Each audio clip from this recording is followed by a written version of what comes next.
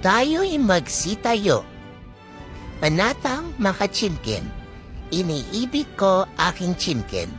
May pasayote man o kalabasa, tahanan sa aking tummy.